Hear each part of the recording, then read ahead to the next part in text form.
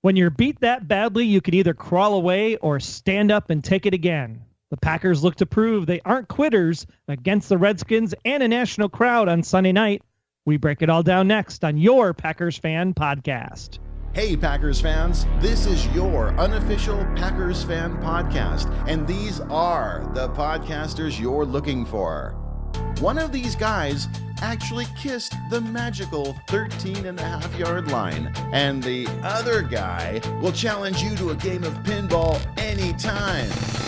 And now, it's time to Go Pack Go with your hosts, Wayne Henderson and Troy Heinrichs. Thanks again for joining us on the Packers Fan Podcast, the show by and for fans of your 13-time NFL champion Green Bay Packers. Give us a call, won't you? Especially after this week's upcoming victory. Call us at 920-3PACK-GO. That's 920-372-2546. Or visit PackersFanPodcast.com/feedback. Be part of the show. We've made it all the way to episode number 119 of your Packers Fan Podcast. This is November 16th, 2016, and all the show notes will be at PackersFanPodcast.com/119.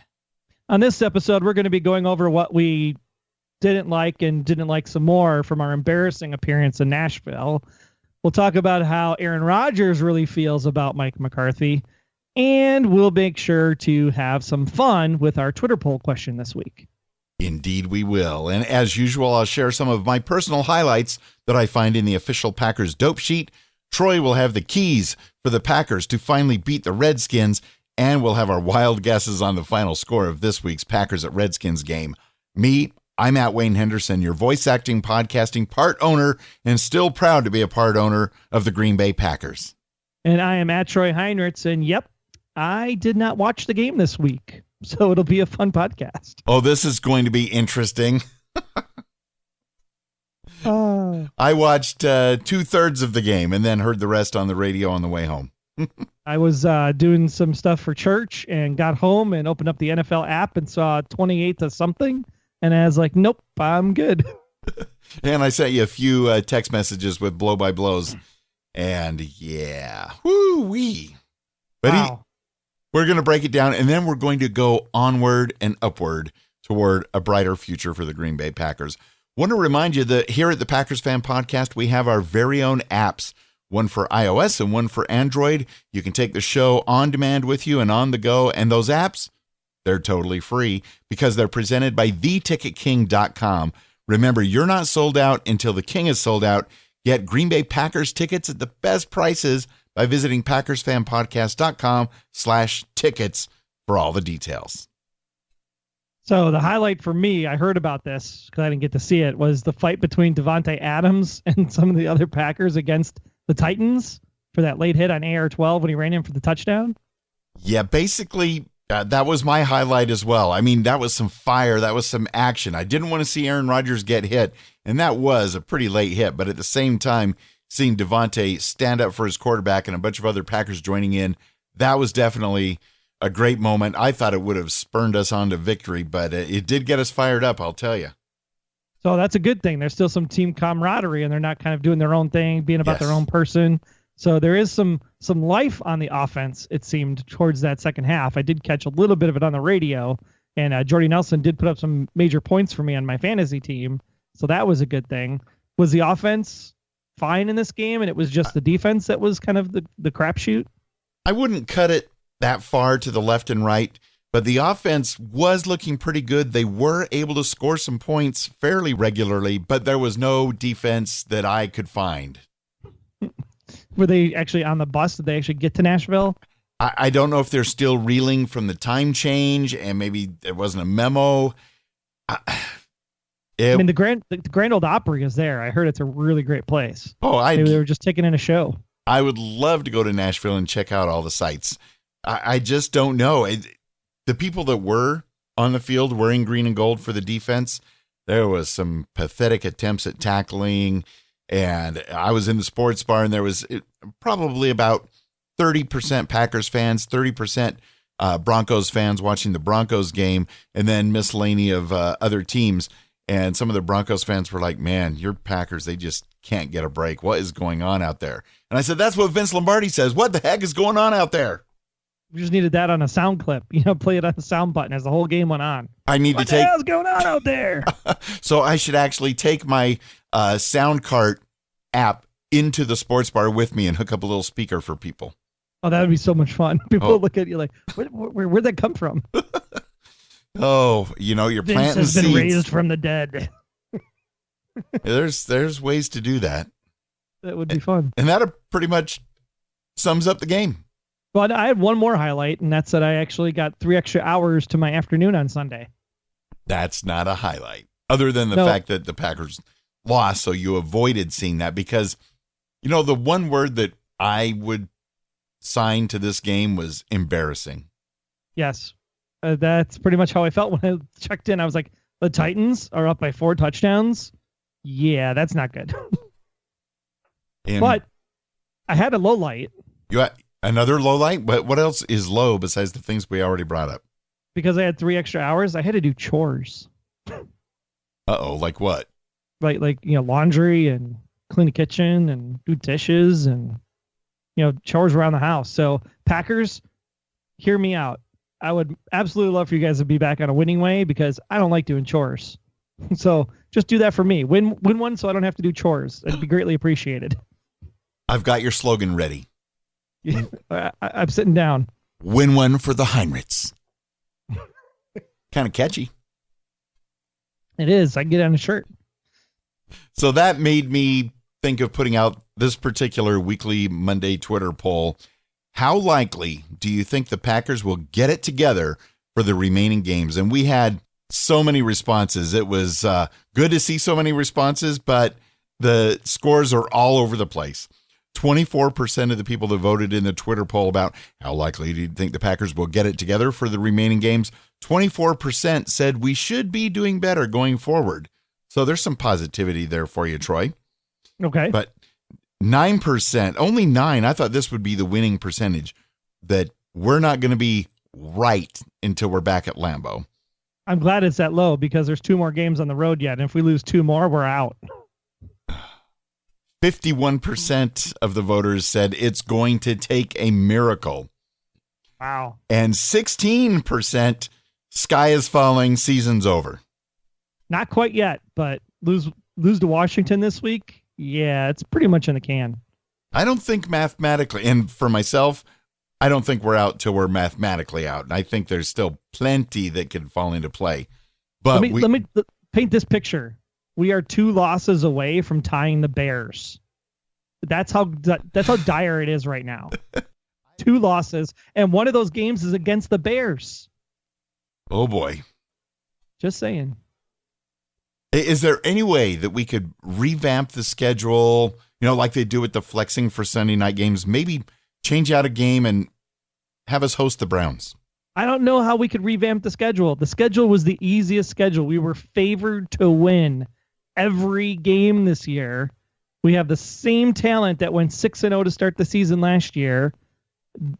I'm beside myself at this point with what is going on. Granted, it is difficult to win in the NFL on a regular, consistent basis. And McCarthy has done a very great job coaching this team, and we have a very much a winning success. And we forget about those dark times in the 70s and 80s. I don't think we're there yet.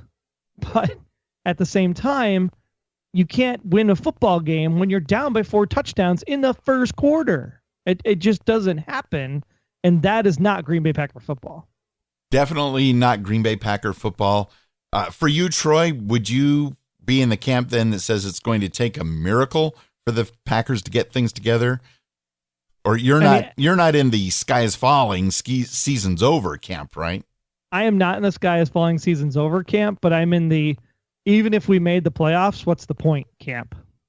Because there's no way we could go to. We're not Super Bowl contenders to take on Ezekiel Elliott and the Cowboys again, even if we were to get to the NFC Championship game. It's Super Bowl or bust this year, and if we can't beat Dallas, there ain't just no reason to even be in the playoffs, in my opinion. Just take the draft pick at this point. Maybe a rematch against the Cowboys is what we need once we get some things together. A rematch of epic proportions it would be if we were to pull off a win. Yes, it would. I mean, I'm talking this way on purpose, so that way people will hear it and then get all fired up, and then potentially like that be the spark that drives the Packers forward. So that's exactly what we need, because obviously you play the schedule that you have and you play the players that you have. Sure, we have a ton of injuries, but we still have some names out there on the field. And hopefully the ones that are injured, a few more are going to be coming back. A lot of them are week to week, day to day. And I keep thinking one of these days we're going to see, Clay Matthews back on the field. One of these days, Ty Montgomery and Jared Cook will be able to be back on the field. But I don't know. Everything's our saving dragging grace out. is that we do have 3 division games yet. So there's a possibility still that we could be one of those 8-8 teams that make the playoffs. And then run the tables all the way to Houston. Happened in 2010. Why not again? It's very possible. But if we won the division at 8-8, we wouldn't be 6th seed like we were in 2010 either. But yeah, Washington playoff team right now as it sits, 5-3-1. Unbelievable. So, they're a playoff team. We still got to play Seattle, who's a playoff team. We got to play the Vikings again, who's technically a playoff team. So mathematically, it's not an easy schedule for the rest of the way out. So I would not be holding your breath at this point. We dug ourselves a hole, and we dug it deep. We have dug a deep hole. Maybe it's all for the whole sense of drama that it brings to the rest of the season. Remember how I said we were going to go 11-5 and that Detroit game was going to be the deciding factor? Yeah. We got to run the table starting this week. Woo-wee. Yeah, because after the Redskins going on the road, staying on the road, playing the Eagles, fly Eagles fly. It could be a really easy game, or it could be a disaster. Also, just depends on which quarterback shows up that week. Sweet. Yeah. So the injury report, it's basically a mile long. People are week to week, likely to play. My scary ones on here would be Montgomery being back on the injury report. Status uncertain, undisclosed. So is that more with the sickle cell thing? We'll have to see. TJ Lang coming out of the game with an ankle injury. Man, offensive line with ankle. It'd be great to see him back out there, but man, I don't know. That's going to be a tough one. JC Treader still out. We saw action from James Starks in this game. Didn't carry the ball a lot, but maybe that's something that we could look forward to, that we have Starks back there behind the line since Montgomery's out.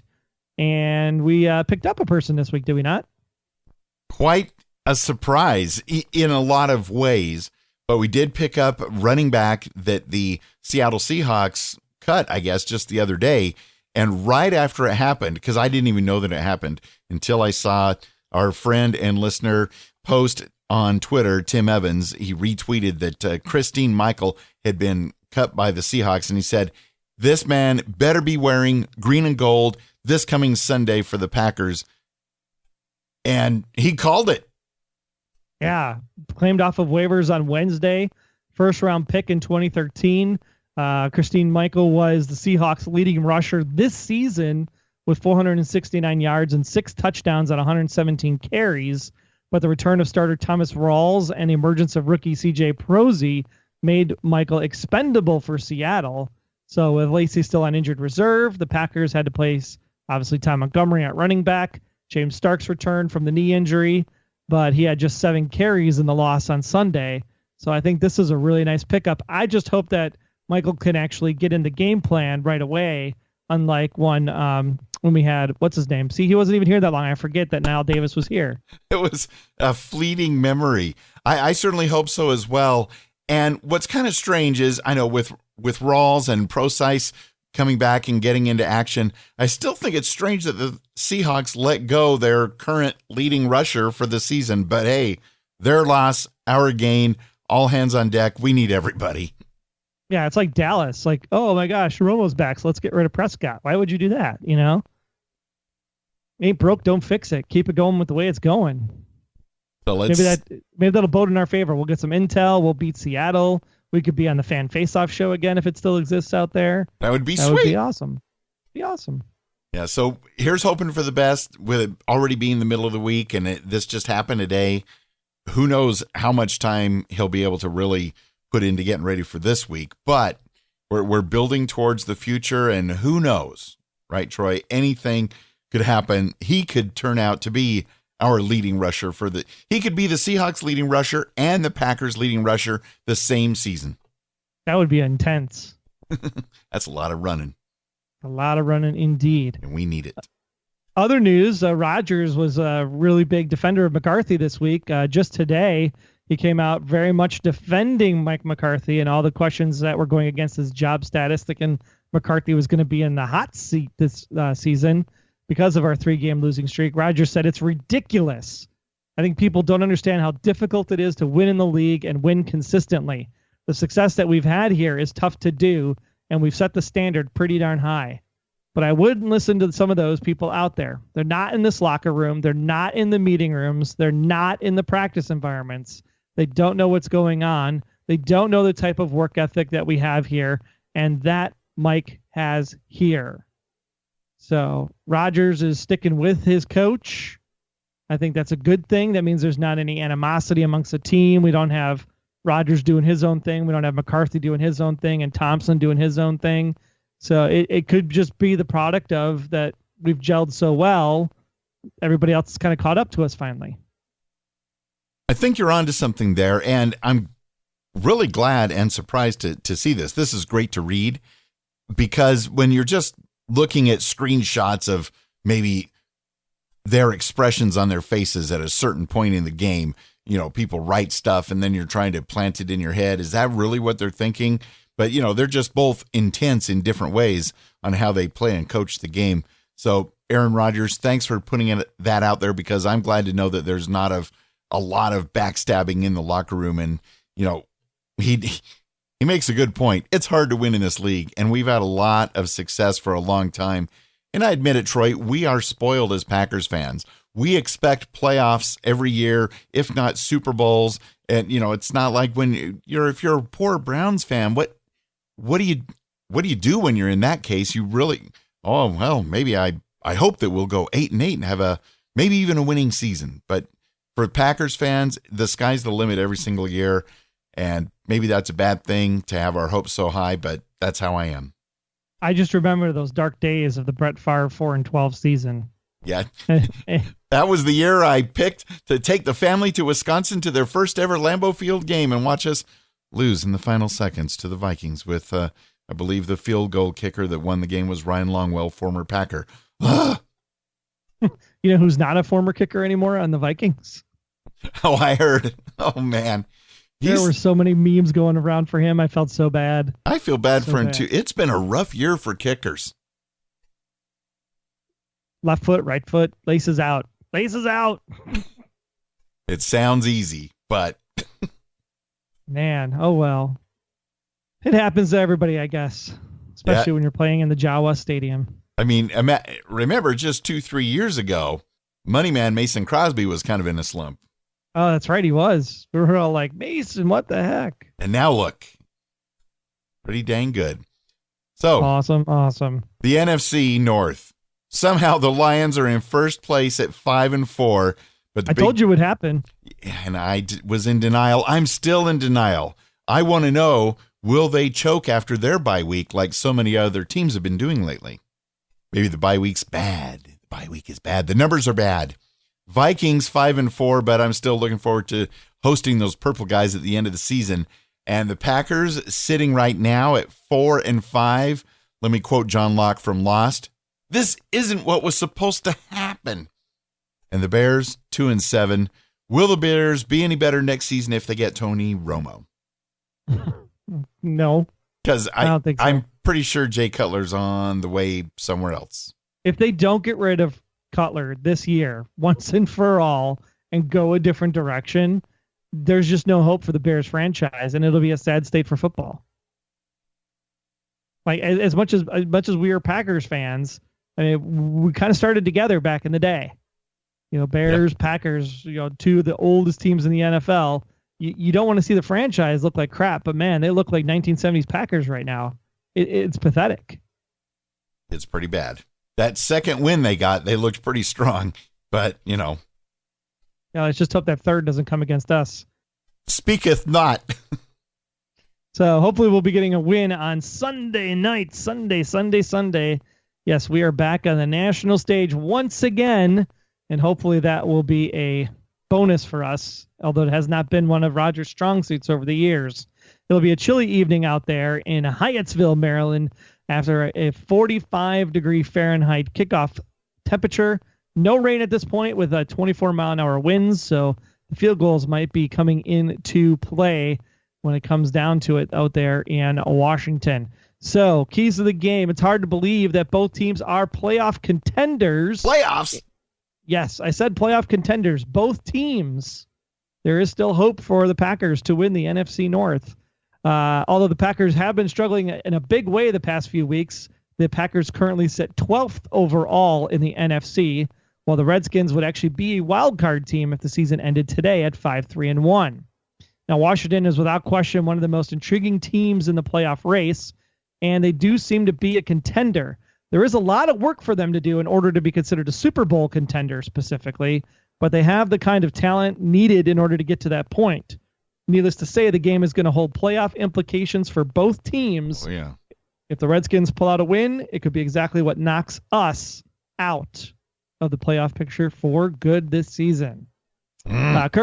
Kirk Cousins is going to shred the Green Bay secondary because defense has been one of the reasons that we've struggled over the past few weeks. Remember we talked about the Magnificent Seven earlier in the year? Mm-hmm. Yeah. We did, yeah. Not so magnificent secondary. That will not change this week, people. Kirk Cousins is going to shred our secondary for at least 300 yards is my prediction, possibly 3 touchdowns throughout the course of the game. So question, are we going to hear him say, "You like that?" Oh, no. Okay. Please no. What I would love is to see some pressure on the quarterback and some sacks. I think we had one sack against Mariota in the Titans game. We definitely need to up our pressure on the quarterback situation, and then we could say that to them. Oh, now see, I'm all for that, Troy. Yeah, memes galore will be flowing. Aaron Rodgers is going to do what he does best. He's going to throw for 350 and 4 touchdowns. That's right, 350, 4 touchdowns. The Packers have going to be carried on the back of Rodgers. He's going to play with a chip on his shoulder after last week. He isn't happy with the direction Green Bay's been heading in. So, yes, he will carry us through this game. But Washington's defense is going to score 3 turnovers in this game. What? We have been all over the map with our fumbleitis this season. I seriously think 1 interception, 2 fumbles, very possible in this game. It's not the best defense in the world, but they are scrappy enough that they could probably make something happen. And Devontae Adams will rack up about 100 yards and 2 tutties in this game. He's been making an impact all season long, but he's really stepped up as of late. He's going to continue that strong play against the Redskins. He's going to get the 100 yards, 2 touchdowns. But when it all comes down to it, you're going to see both of these teams battle to the wire once again. Neither team is going to blow out the other one, but the Redskins seem to have the better team on paper at this point. Green Bay could come out and shake off the rust they've had the last few weeks, but that doesn't seem terribly likely. Oh, boy. But with Devontae Adams being on such a roll this year and being the first man to kind of initiate retaliation for the late hit on Aaron Rodgers, I'm thinking the two of them, like you said, they're going to hook up for some points this week. Oh, they are. Those are good keys to the game. If we can avoid the turnovers, I think that alone will really swing this thing into the Packers' favor. And of course, the Green Bay Packers do have the official dope sheet out, and read the whole thing at PackersFanPodcast.com/119. And of course, we're traveling to Washington, even though the game's technically in Maryland. Very confusing. This is our second game of our 3-game road trip, and kickoff is at 5:30 p.m. Eastern time at FedEx Field. You time traveled there for a minute. I time traveled again? Yeah, 5:30 Pacific time, 8:30 Eastern time. I am so Pacific time. It happens when you're in the Inland Empire out there in California. The Empire. Join the Empire. I would much prefer a 5:30 start than I don't have to be up so late and have to go to work. I know. Plus you got plus Westworld is on HBO and Walking Dead is on AMC. I may have to choose which one to watch this week. Picture in picture? Oh, good call. Good call. 4 quad box. Ooh, too many things happening at once. Just in case you got some special on QVC that you got to buy for Christmas. There's bound to be. Get it on Easy Pays. 1-800, I forget the number. Anyway, the Packers do hold a 20-14-1 advantage in the overall series with Washington, including 2-1 against the Redskins in the playoffs. And including the postseason, Green Bay has won 6 of the last 7 games against Washington by outscoring the Redskins by 107 points in those games. And 5 of the Packers' 6 victories during that time were decided by 14-plus points. Now, of course, past performance does not guarantee anything because I don't think we're going to win by that many points.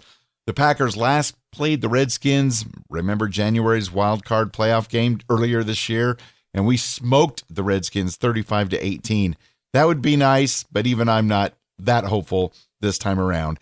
And this is the first time in all the years that the Redskins and Packers have been in the NFL, this is the first time they've played the Reds at Washington in back-to-back seasons. Oh, that's kind of cool. That could be a big sign. I'd rather them play back-to-back at Lambeau, but one thing at a time.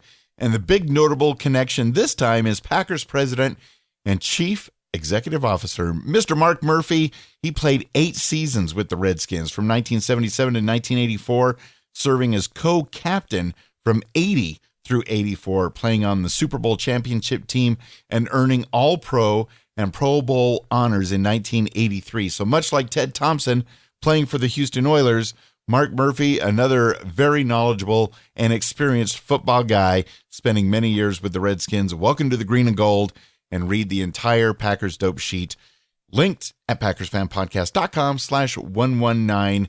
Go get them. Super Bowl 17. Wow, that's a long time ago. That was a long time ago.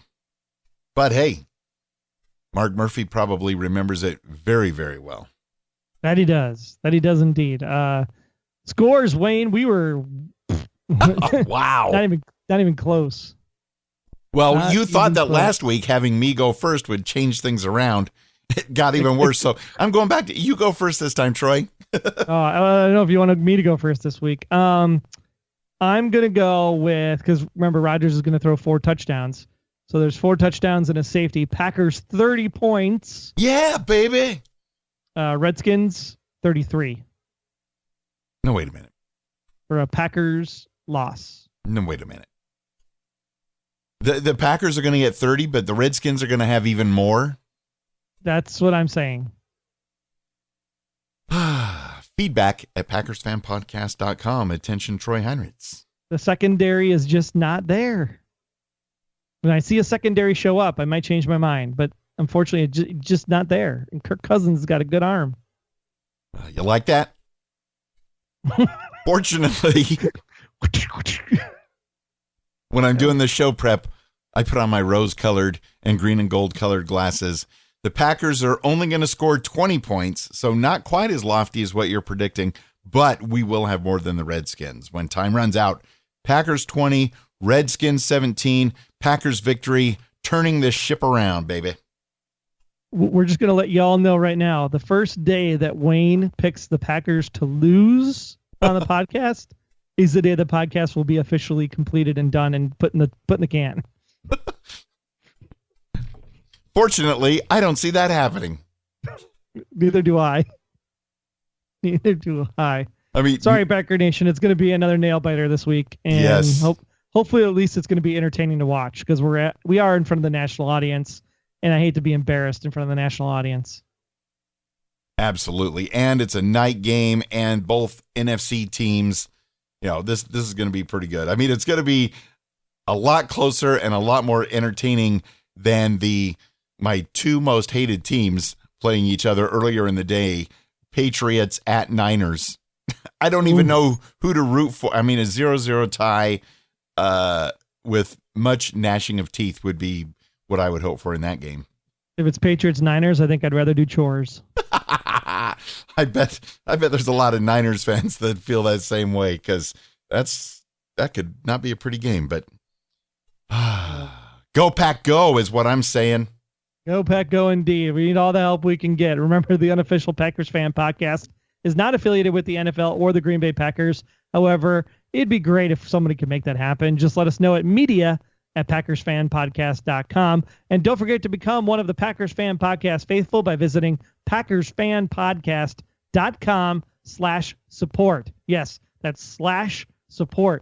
We need all the help we can get, even from you guys. So send in your funds to us. Help make your podcast even better. Tell all your Packers friends about the podcast as well on social media. It'd be very kind of you to do so. And we want to send out thanks yet again to Saber Aid for being an awesome Patreon supporter of your Packers Fan Podcast. And be sure to get our free Packers Fan Podcast app for iOS and Android. Take us on the go with you. It's presented by theticketking.com. Don't get sold out of that next Packers game. Visit packersfanpodcast.com/tickets for all the details on that. And follow us on Twitter, the Monday Twitter poll, as well as tweeting during the game, the good, the bad, and the ugly. Follow us on Twitter at PackersFanPod. And follow me on Twitter just because I'm at Wayne Henderson. And me, I'm at Troy Heinrichs. Be sure to like us on Facebook as well. Just visit PackersFanPodcast.com/Facebook to see some videos I put up from the game that we were at a few weeks ago against the Colts and the UW marching band. So check those out. I watched them myself. Very, very nicely done. Always good to hear the Wisconsin, the good stuff. Also, when we're speaking of PackersFanPodcast.com slashes, how about /feedback to get in your feedback? Let your voice be heard. Keep the conversations going online. Thanks again for joining us for this episode of your Packers Fan Podcast. Be sure to subscribe in iTunes and leave a review. Continue to support the podcast, even though we're in a losing slump right now, but we'll pick it back up because it's do or die time, Packer Nation. We go live to the world this Sunday night. So let's right this ship by yelling it loud and proud all together now with a Go Pack Go!